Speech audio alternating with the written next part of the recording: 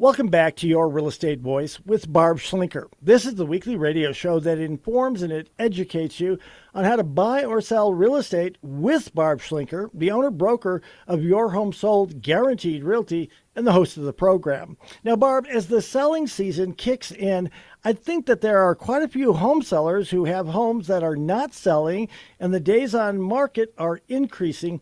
Is that a bad thing for home sellers, and what can they do about it? Well, there is that general perception out there that the longer it sits on the market, the less desirable the home is for one reason or another. But it's hard for everybody to see the history.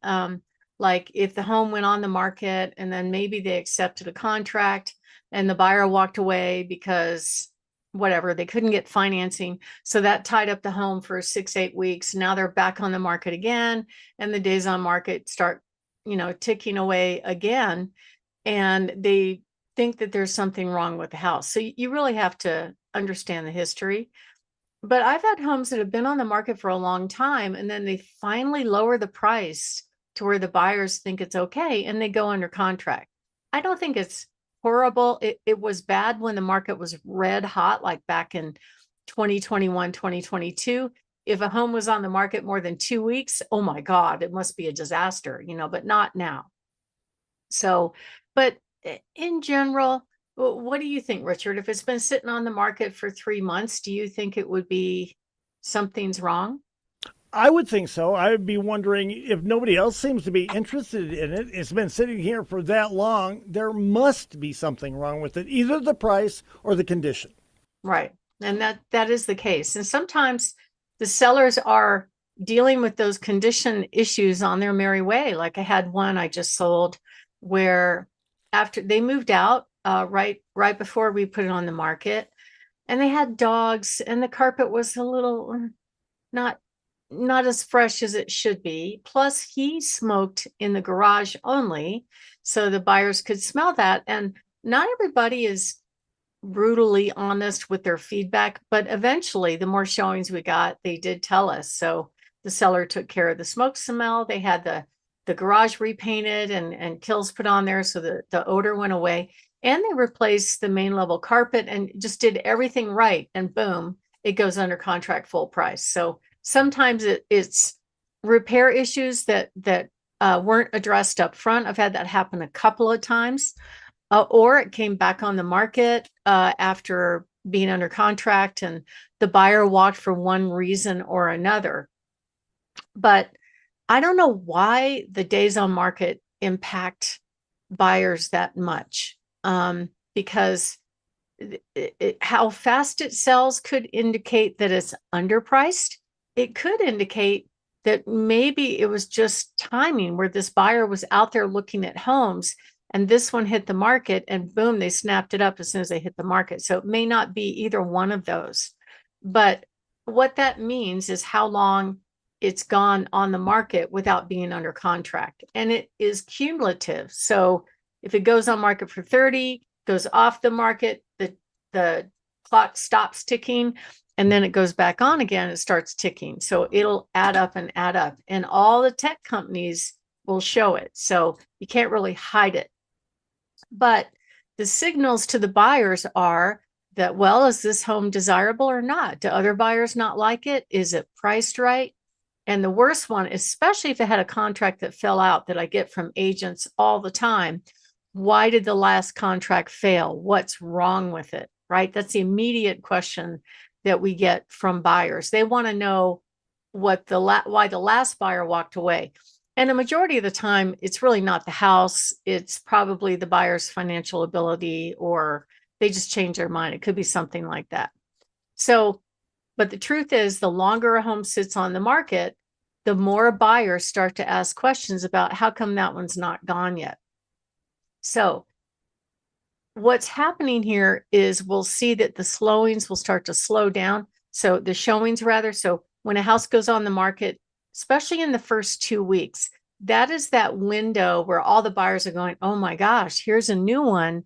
Maybe I should consider that, right? And they're more likely to get more showings early on in the process within the first 30 days than later, unless the seller reduces the price. So, but if you see the days on market go on and on and on, the buyers will actually start to avoid the home, and the agents may or may not stop recommending it. I honestly think the agents don't drive it that much. I think the buyers drive it now more than ever. Hey, Barb, go show me this house. And the biggest issue is that buyers assume there's something wrong with it just because it has not sold. They're wondering, is it overpriced or is there something wrong with the house? And having that perception on your home can actually cost you money. So it impacts the sellers, and it just means that chances are ultimately the prices are going to come down. According to the National Association of Realtors, when a home seller prices a home too high and then slowly walks the price down, they're going to end up netting less money. Plus, when they see a home has been sitting on the market, the buyer's automatic reaction is, I'm going in for the kill. I'm going to offer a lower price. I'm going to offer, ask for closing costs, all kinds of stuff. They feel as though, the buyers feel as though they have leverage. Now, compare that with the home that just hit the market. It's priced right. It looks really good. A lot of people are taking a look at it. An agent might show it and they'll call and say, do you have any other offers? Right? That's the first question that we get. And if that's the case, then you have to give that feedback to your buyer to let them know, hey, we've got competition. What is your best offer? And then go from there. One time, we worked with a seller recently that had his home on the market. It was in the summertime up Ute Pass. And just to put this in perspective, Richard, I don't know if you know, but a lot of Texans come up to Colorado in the summer. Have you noticed that? Actually, I have, because whether it's Ute Pass, Woodland Park, or down near Cuchara, a lot of times they like the higher elevation because it's Yeah. a little bit cooler. It's cooler. It's not humid. There's no bugs. They love it here. So this seller put his house on the market and he picked the price that the agent said it would sell for. And it sat on the market all through the whole entire summer, didn't sell until finally the seller kind of had enough.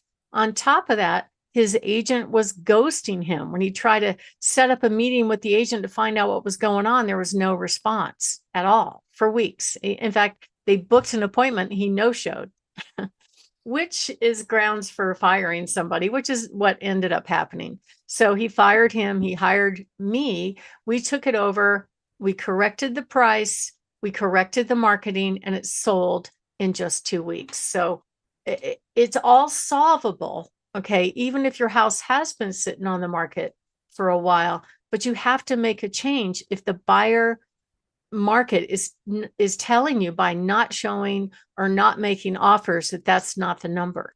And I remember getting a question from one of my sellers once.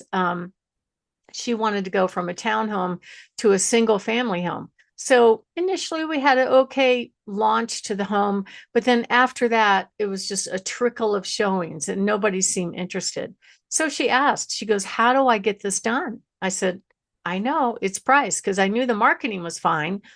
So we made a small, not a huge adjustment, but a small, reasonable adjustment to price. And within 2 days, we had 2 offers. We played mom against dad, and it sold for maximum price very quickly. So it's all about pricing, and it's very important that you get that right. And it starts with actually preparing your home for sale initially. If your house has flaws, then there's a price for that. If your house is perfect, there's a price for that. But you also have to look at what the competition is before you go on the market to make sure you got that right. In general, the buyers really don't want to do any work. And I wish pricing was based on the improvements, but it's not. It's based on the market. It's the buyers at the end of the day that decide exactly what they're going to pay for a home. And as inventory tends to go up, as it does in the summer, with the rates being pretty much the same, you need to make sure you price your home what I call very realistically versus optimistically. So my name is Barb Schlinker. I'm the broker owner of Your Home Sold Guaranteed Realty and the host of this show. And what we're talking about here is the truth about days on market and how that hurts home sellers if their home sits on the market month after month. When we come back, we're going to be discussing some ways to get your house ready to make it sell fast and for top dollar. So if you are thinking of making a move, give us a call, 719-301-3900. This is what we do every single week, is meet with home sellers and buyers.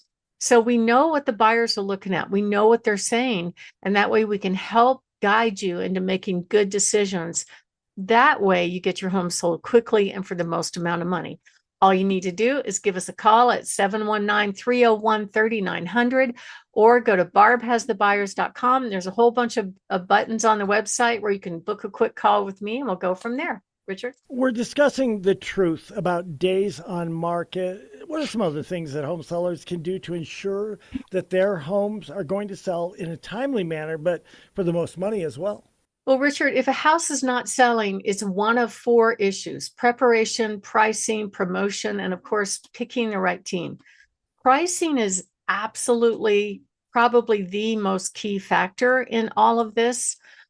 You have to take a look at not just historic sales, but what's getting contracts right now and what does your competition look like? And you have to keep looking at that to make sure you got that right. And I hate to say this, but there's a wide variety of experience in real estate professionals all over the country, essentially. And there's a huge turnover. Almost 90% of agents get out of the business every 5 years. According to Zillow, 72% of the agents didn't sell any homes last year. Are you really going to make your pricing decision based on somebody that is not actively selling in the market? I wouldn't do that, but that's what happens. So if you pick somebody that's not selling very much, you need some really good data on how to approach selling the house, because the market's going to tell you almost instantly when you go on the market if you did not get the pricing right. You'll be able to tell by the volume of showings. If you're getting a lot of showings or you're getting offers, you're definitely in the right, on target for getting this home sold quickly. But if you're getting very few showings, maybe no showings at all, you miss the mark completely.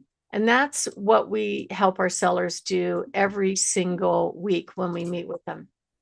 And just so you know, pricing is probably the most critical factor. We just sold a home.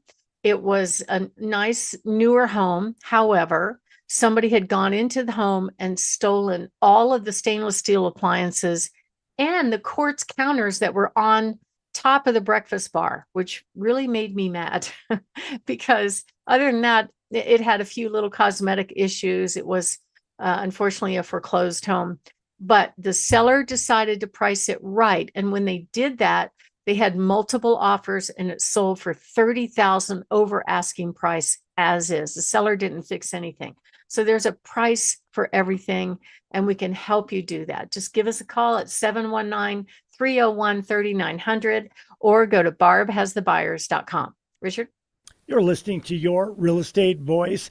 Barb Schlinker, your home sold guaranteed realty, host of the program. And if you are thinking of making a move, call Barb at 719-301-3900 or visit barbhasthebuyers.com. We'll take a break. When we come back, we'll be discussing cash offers versus traditional buyers, plus what is better of those two and Barb's hot new listings. Stay tuned for all of them.